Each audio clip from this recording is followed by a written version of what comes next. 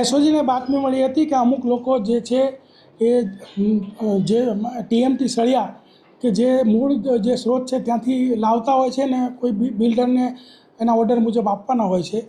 ત્યારબાદ જ્યારે સિટીની અંદર પ્રવેશતા પહેલાં આ લોકો કોઈ વેબ્રિજ પાસે બિલ્ડરના માણસને બોલાવી અને સળિયાનું વજન કરી અને એ લોકોને ચિઠ્ઠી આપી દેતા હોય છે। ત્યારબાદ 1-1.5 કલાકનો જે સમય રહેતો હોય છે એ દરમિયાનમાં અહીંના ડિંડોલી અને ગોળાદરાનો એક જીતુ અને રાજન તિવારી આ લોકો જે છે એમના માણસો મોકલી અને આ સળિયા જે હોય છે એની અંદરથી ચોરી કરાવતા હોય છે અને ત્યારબાદ એ ચોરીના સળિયા વેચતા હતા।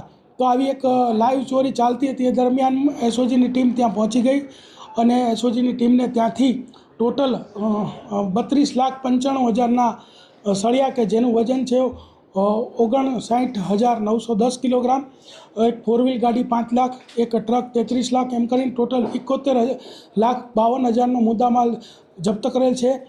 કલમ 305C કે જેનો માલવાહકમાંથી ચોરી કરવાની કલમ અને 370(2) લગાડવામાં આવેલ છે અને 4 આરોપીઓ પકડેલ છે। એમાં ભેરારામ ડ્રાઈવર, નિમ્બારામ ક્લીનર અને પ્રદીપ ત્રિપાઠી અને પ્રદીપ શર્મા કે જે મોતીલાલ ઓસવાલમાં નોકરી કરે છે। આ 4 આરોપીઓને ઝડપીને ધોરણસર કાર્યવાહી કરવામાં આવેલ છે।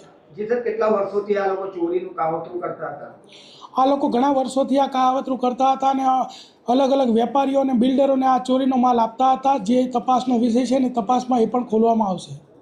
અત્યાર સુધી તપાસમાં બહાર આવ્યું કે કયા કયા બિલ્ડરો કે કયા એજન્ટોને આ સળિયા વેચવામાં આવતા હતા? અત્યારે જે આમાં જે બધું વેચવાનું ને કામ જે જીતુ અને રાજન તિવારી બંને વોન્ટેડ છે એ કરતા હતા અને આ જે લોકો જે પકડાય છે એના દોરી સંચાર મુજબ કામ કરતા હતા। જ્યારે એ પકડાશે ત્યારે આપણને ખબર પડશે કે સુરતના અને સાઉથ ગુજરાતના કયા કયા વેપારીઓ કયા કયા બિલ્ડર આની સાથે જોડાયેલા હતા। બીજું કે જીતુ અને રાજનનો જે ઇતિહાસ વારંવાર ચોરી કરવાના અગાઉ ગુના દાખલ થયેલા હશે અને આ નીકળશે તો તેના વિરુદ્ધમાં 370(4)ની કલમ પણ ઉમેરવામાં આવશે કે જેમાં હાઈકોર્ટ સુધી જામીન પણ મળવા પાત્ર નથી।